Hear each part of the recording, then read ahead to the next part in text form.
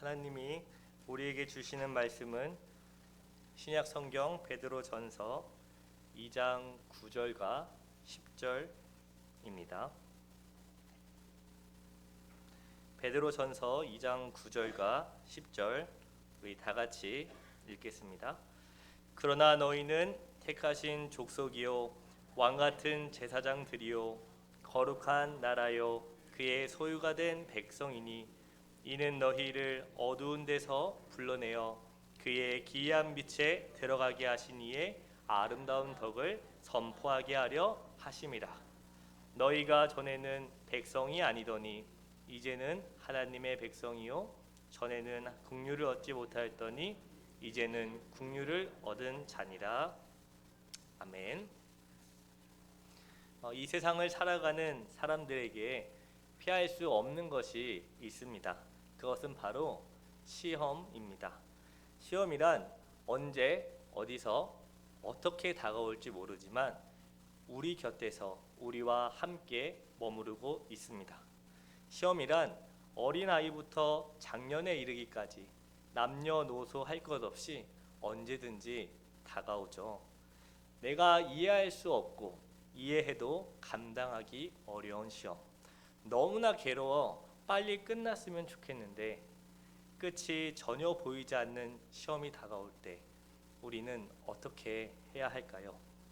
여러 가지 시험으로 말미암아 고난 가운데 근심하여 있을 때 우리는 어떻게 해야 이겨 나갈 수 있을까요? 그 첫 번째 비결은 내가 누구인가 하는 자기 정체성을 확인하는 것입니다. 환난과 박해가 올 때 신자들이 가져야 할 가장 중요한 것은 내가 누구인가 하는 자기 정체성입니다. 내가 누구입니까? 나는 하나님의 소유된 백성입니다. 나는 하나님의 부름을 받아서 거룩한 나라에 속해 있는 족속이다 하는 이 자기 정체성을 확인해야 합니다. 오늘 9절에 보시면 너희는 택하신 족속이다. 또 왕같은 제사장들이다. 거룩한 나라이면서 또 그의 소유가 된 백성이라고 합니다. 여기 나온 표현들 중에 세 가지, 택하신 족속, 왕같은 제사장들, 거룩한 나라는 하나의 사실을 다른 측면에서 바라보고 있습니다. 그런데 사도 베드로는 한마디로 너희는 택하신 족속이다라든지 너희는 왕같은 제사장들이라든지 또는 거룩한 나라이다 이렇게 한마디로 말할 수 있었을 텐데 왜 이렇게 같은 의미를 여러 번 반복해서 했을까요?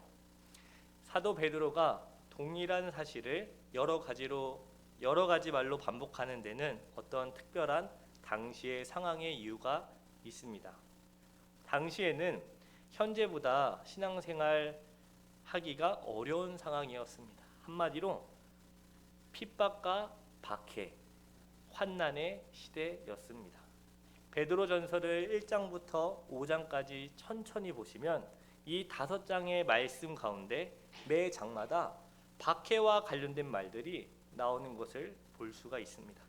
때때로 우리가 기도하면서 하나님, 제가 불같은 시험을 만나고 있습니다. 이런 표현을 사용하죠. 불같은 시험의 표현은 바로 이 베드로전서의 표현입니다. 또 가끔 우리가 기도하면서 주님, 마귀가 두루 다니면서 삼킬 자를 찾고 있습니다. 이 사자처럼 으르렁거리는 이 시험에서 우리를 벗어날 수 있게 도와주십시오. 이렇게 기도할 때 마귀가 두루 다니며 삼킬 자를 찾는 그 말도 어디에 나올까요? 베드로전서에서 나옵니다. 그 외에도 여러 다양한 고난에 대한 이야기가 많습니다. 그러니까 다르게 말하면 사도 베드로가 이 말씀을 기록하고 있을 때 성도들은 아주 심각한 위협을 받고 있었습니다. 불같은 시험이 오고 마귀가 오는 사자처럼 달려드는 그런 시험을 받고 있었습니다. 이렇게 험한 시험을 받고 있을 때 신자들이 그 시험과 환난과 박해를 이겨나갈 수 있는 방법은 무엇인가요?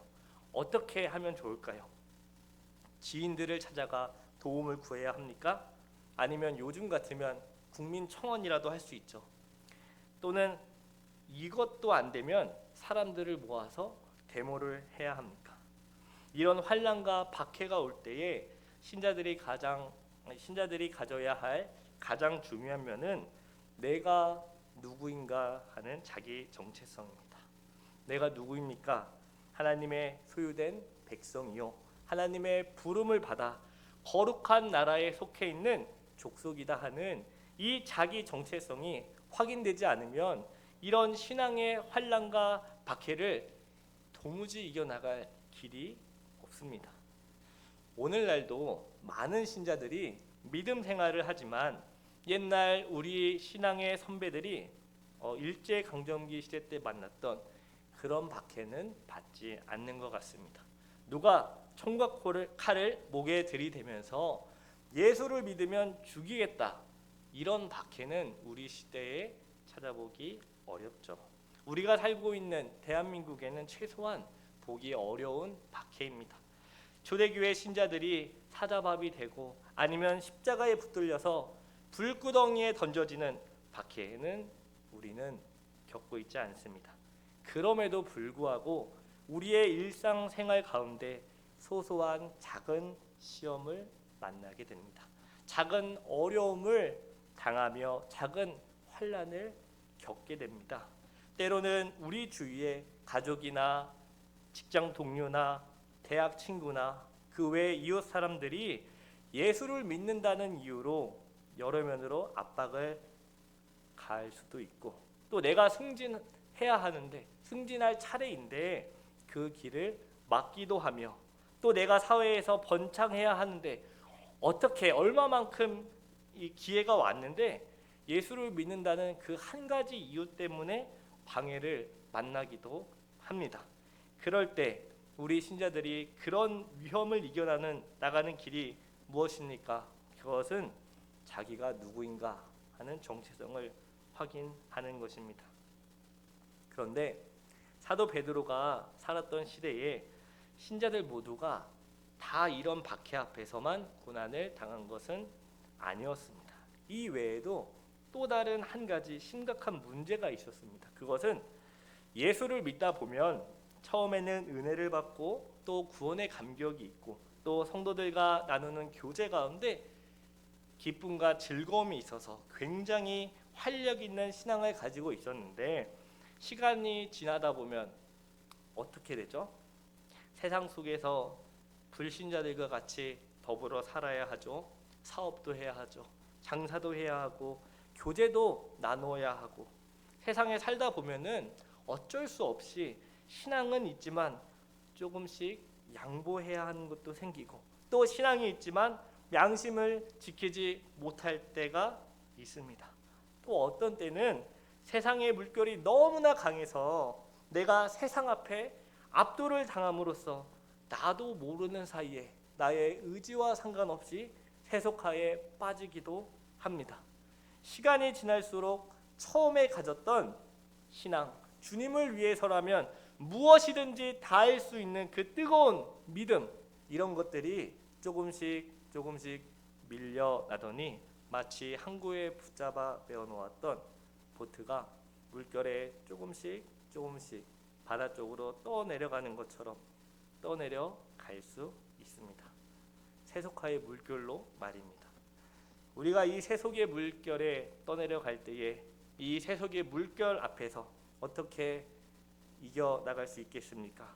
내가 원하지 않지만 또 내가 의지를 가지고 그렇게 세속화되는 것은 아니지만 세상에서 살다 보면 나도 모르게 조금씩 나를 자꾸 세속의 물결 속으로 끌고 들어가는 이런 문제를 만날 때, 그때 그것을 이겨나가는 방법이 뭐라고 합니까?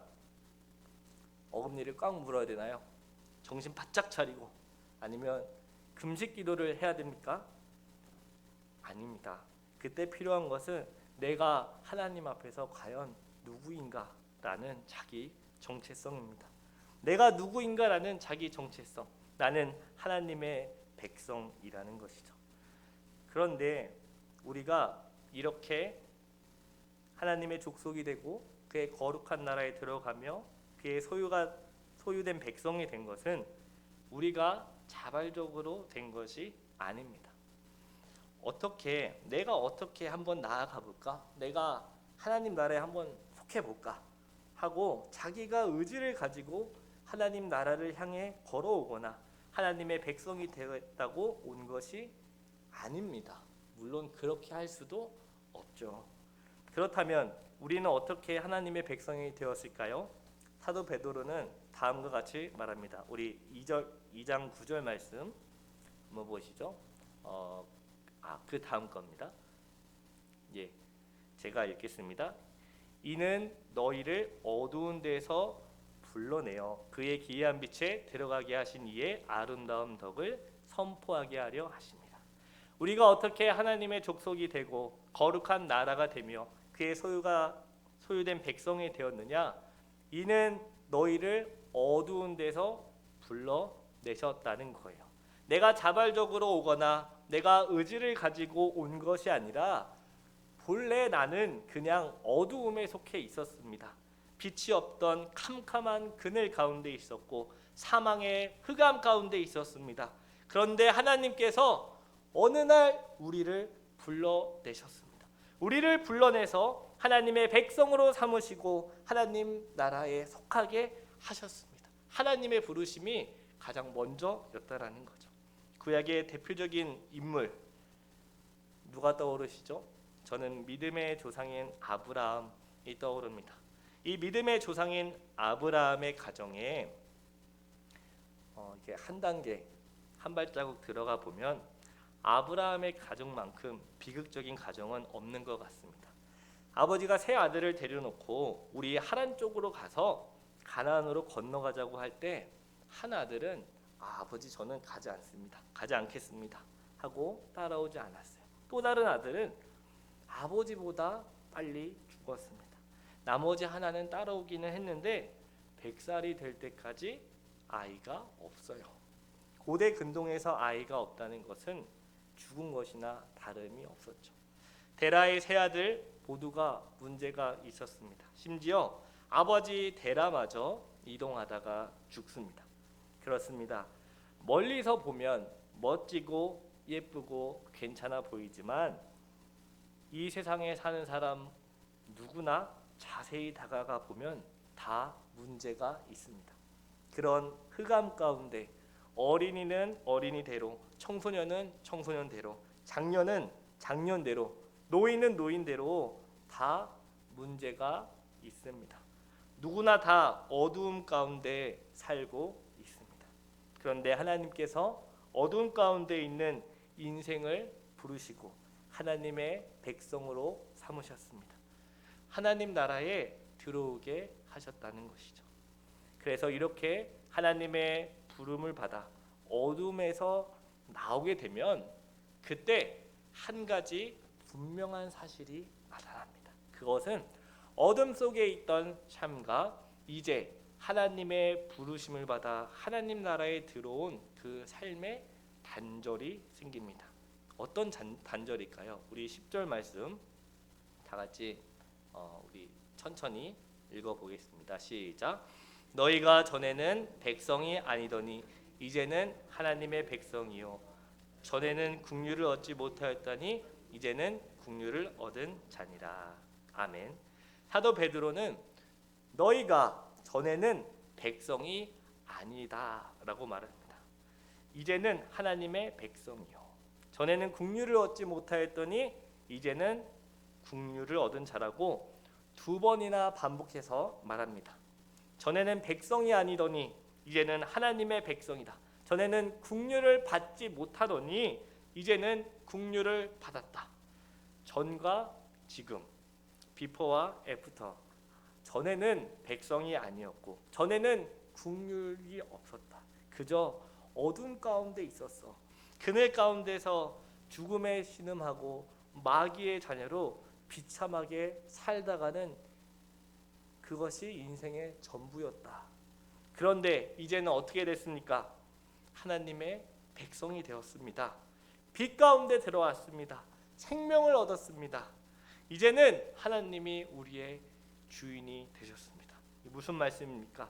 과거와 현재가 완전히 단절돼서 이제는 하나님의 부름을 받아서 어둠 가운데 있는 사람이 이전의 삶을 벗어버리고 이제의 삶에 들어온다면 분명한 단절의 모습이 나타나게 된다는 거죠.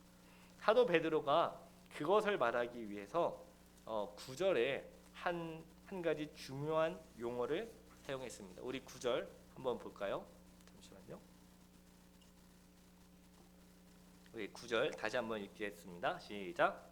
그러나 너희는 택하신 족속이요 왕같은 제사장들이요 거룩한 나라요 그의 소유가 된 백성이니 이는 너희를 어두운 데서 불러내어 그의 기이한 빛에 들어가게 하신 이의 아름다운 덕을 선포하게 하려 하심이라. 너희는 하나님의 족속이요 거룩한 나라요 그의 소유된 백성인데, 이것을 이제 다 합해서 한마디로 말하면 이렇게 말할 수도 있을 것 같습니다. 너희는 왕 같은 제사장들이다. 너희가 옛날 모습이 아니라 이제부터는 새로운 모습을 가졌다. 그것이 뭐냐? 너희는 왕 같은 제사장이라는 거죠. 흑암의 모습, 죽음의 모습, 마귀의 올무에 매여 있는 그런 모습이 아니라 이제는 새로운 모습을 가져야 한다. 그 모습은 왕 같은 제사장들이다라는 것입니다. 왕 같은 제사장이라는 말 속에는 두 가지 의미가 들어 있습니다. 첫 번째로 너희가 제사장이다라는 것이죠. 구약 시대의 제사장들은 백성들을 이끌고 하나님께 나아가는 역할을 감당해야 했습니다. 그래서 하나님은 제사장을 세우고 제사장들에게 거룩함과 단정함을 요구하셨어요. 하나님이 세우신 제사장은 먹는 것과 입는 것 그리고 모든 행동까지 거룩하고 단정해야 했습니다. 왜냐하면 백성들을 이끌고 하나님께로 나아가야 했기 때문이죠. 사도 베드로가 너희는 제사장이라고 말하는 것은 너희가 세상을 이끌고 나오려면 너희가 세상과 다른 거룩하고 단정한 모습, 언어와 생각과 삶의 그런 모습을 보여줘야, 그래야 너희를 믿고 그 사람들이 하나님께로 나오지 않겠느냐라고 말하는 것과 같습니다. 그런가 하면 제사장이긴 한데 어떤 제사장이라고 합니까? 왕 같은 제사장이라고 합니다. 제사장이면서 동시에 왕 같은 제사장입니다. 구약 시대에서 왕이란 하나님을 대신하여 이스라엘 백성들을 통치하고 다스리는 역할을 합니다. 그래서 왕은 하나님의 대변자입니다. 제사장이 백성을 이끌고 하나님께로 나아갔다면 왕은 하나님을 대신하여 하나님을 이스라엘 백성들에게 보이는 역할을 하는 것입니다. 마찬가지로 하나님의 부름을 받아 왕 같은 제사장이 된 우리는 이 세상에 하나님을 보여주어야 합니다. 사람들이 우리를 보면서 하나님을 보는 것처럼 느끼게 해야 합니다. 우리 행동을 할 때나 아무렇게나 행동하지 말고 왕 같은 제사장처럼 거룩하고 단정하게 품위 있게 멋있게 해야 합니다. 세상 사람들이 교회를 볼 때 와, 진짜 응급교회를 보니까 하나님이 살아계시구나 라는 것을 알게 해야 합니다. 불같은 시험이 오고 마귀가 우는 사자같이 달려들며 세속화의 물결 앞에서 자기도 모르게 떠내려가는 위험에 처해 있을 때 도대체 내가 예수를 믿고 얻은 것이 무엇인가? 재산을 얻었는가? 명예를 얻었는가? 혹은 건강을 얻었는가? 아니 어쩌면 얻은 것보다 잃은 것이 더 많지 않은가? 라는 생각으로 인해 혹시 근심 가운데 계십니까? 또는 지쳐 계십니까? 그럴 때 반드시 기억하시길 바랍니다. 너희는 택하신 족속이요 거룩한 나라요 하나님의 백성이십니다. 그래서 전에 있던 그 모습은 다 잊어버리고 너희는 제사장이므로 세상을 하나님께로 이끌어갈 책임이 있다. 너희는 왕이기 때문에 세상에 하나님을 보여줄 책임이 있다. 거룩하고 단정한 삶으로 그 두 가지 역할을 감당해야 합니다. 그것이 너희가 하나님의 부름을 받은 왕 같은 제사장의 사명입니다. 오늘 이 말씀을 가지고 우리 다 같이 한 마음으로 기도하겠습니다.